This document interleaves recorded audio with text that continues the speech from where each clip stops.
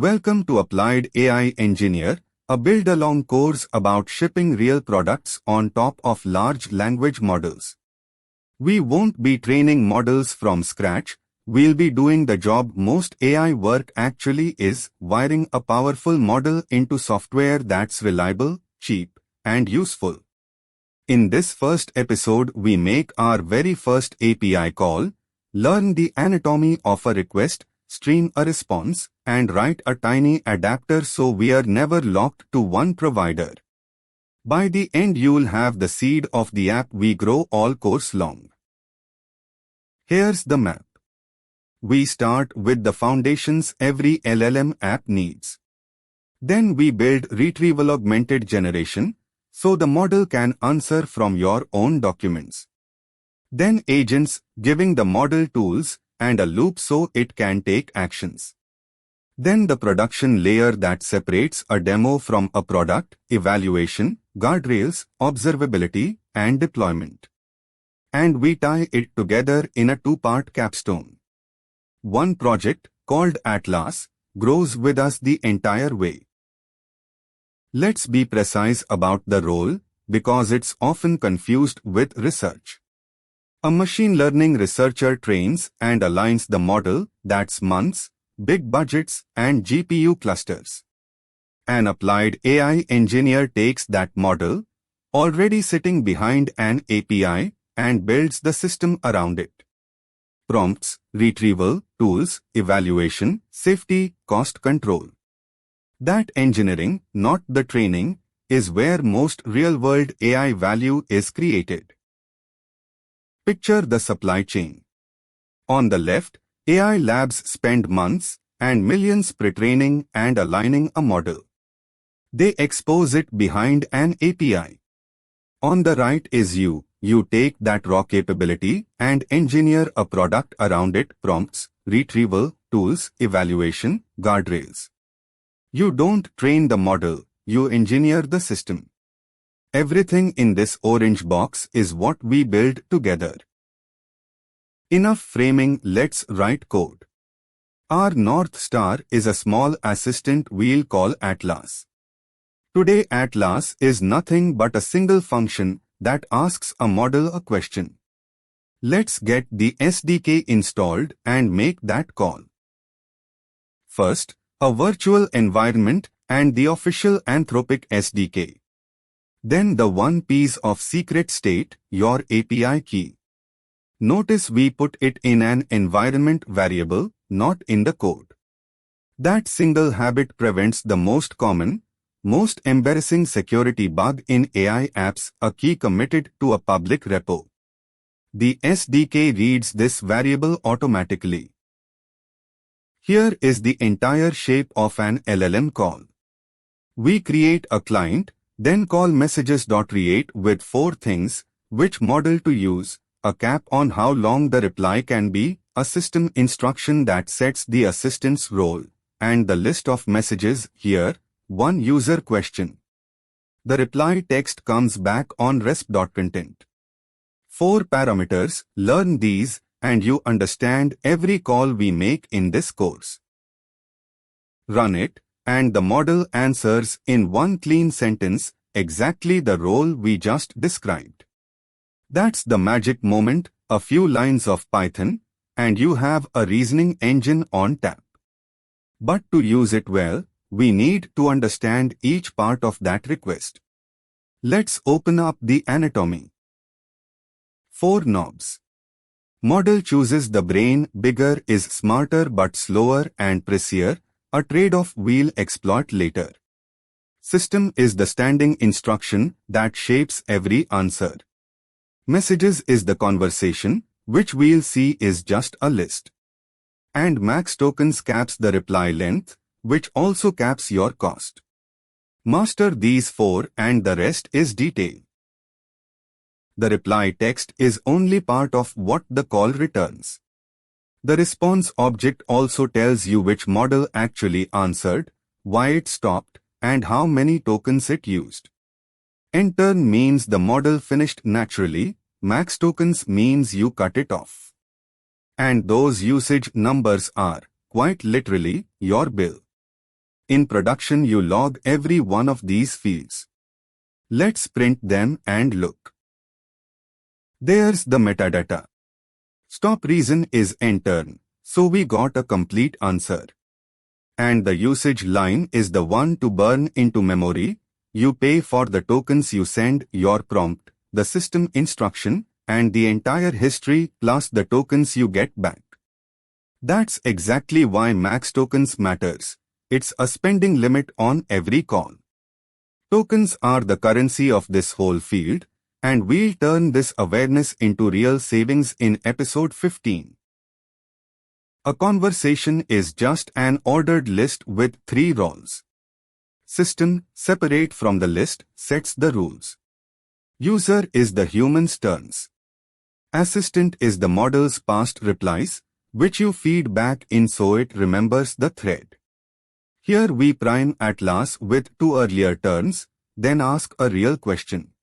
The model uses that context to answer in character. Because we supplied the earlier turns, the model stays in its kitesurfing expert persona and gives a specific, practical answer.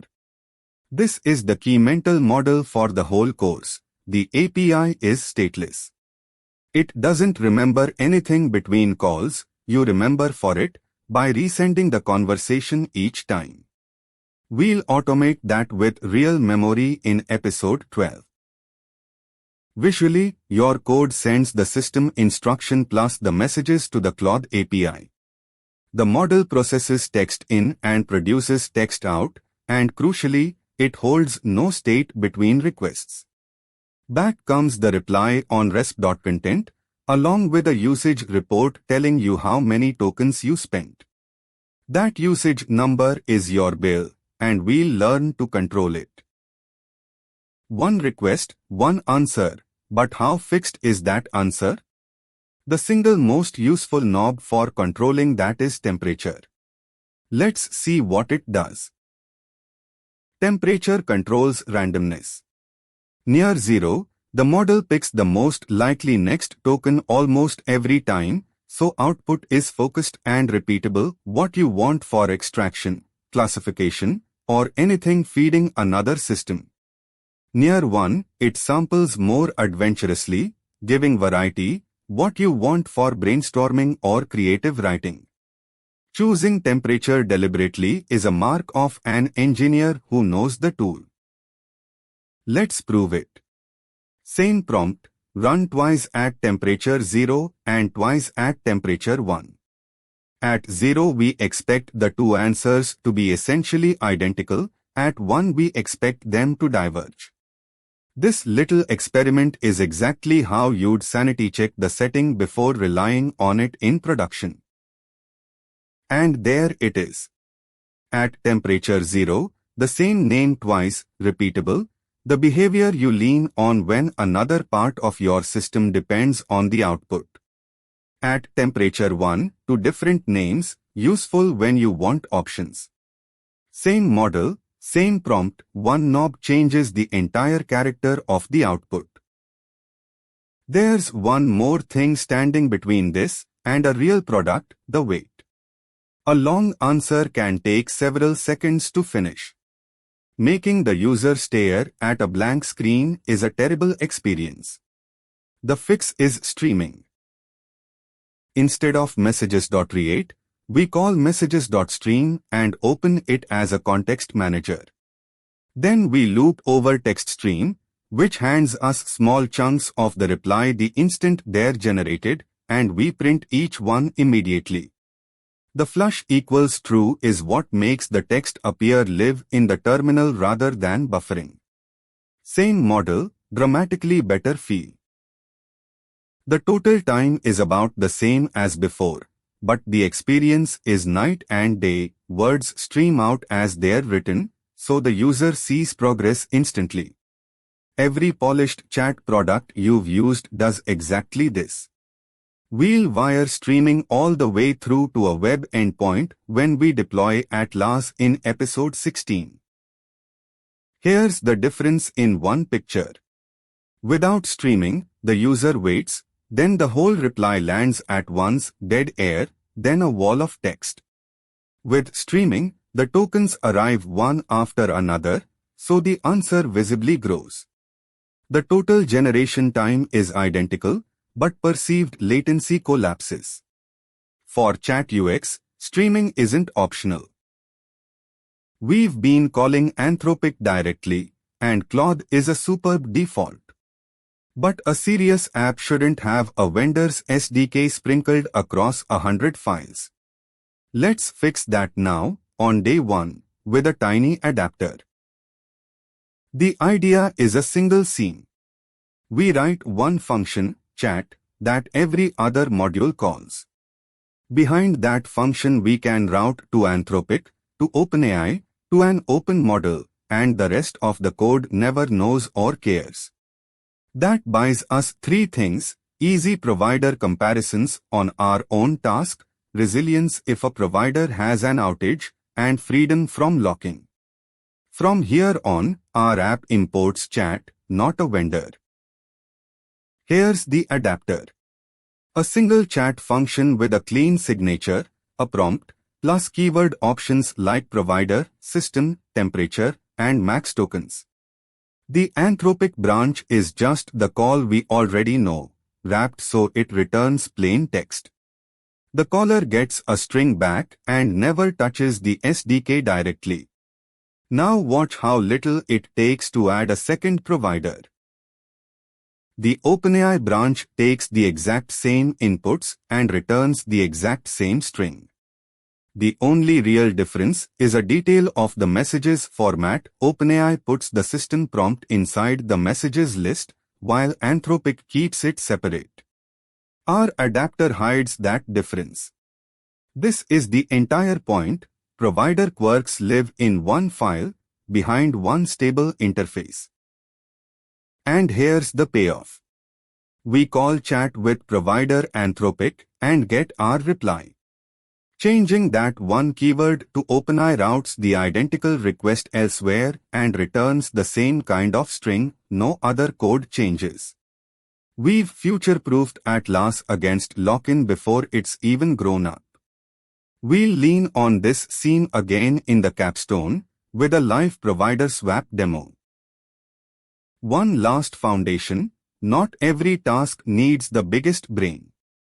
Haiku is cheap and fast, perfect for classification, routing, and simple replies. Sonnet is the balanced default we'll use most. Opus is for the genuinely hard reasoning that the others fumble. A good applied engineer routes each task to the cheapest model that still does it well, and in episode 15 we'll automate exactly that and measure the savings. One mindset shift separates a demo from a product. Things fail. The network blips, the provider rate limits you with a 429, a request hangs. A demo crashes, a product expects this and recovers. The standard pattern is a timeout, plus retries with exponential backoff, wait 1 second, then 2, then 4. It's the kind of unglamorous reliability work that quietly defines a senior engineer. Let's add it. Here's the smallest version that matters. We try the call with a timeout so it can never hang. If the provider rate limits us, we sleep with exponential backoff 1, 2, 4 seconds and try again, a few times. Only if every attempt fails do we give up loudly. It's a dozen lines, but it's the difference between an app that topples under load and one that rides it out. Later we'll fold this right into our chat adapter, so every call Atlas makes is protected by default. Quick recap. You can now make a real LLM call, and you know its 4 moving parts. You know the API is stateless, that temperature trades repeatability for creativity, and that streaming transforms the user experience. And you built a provider adapter so Atlas is never locked in. Next episode, we get serious about the single highest leverage applied skill, prompt engineering in code, turning vague instructions into reliable, reusable, version-controlled prompts. See you there.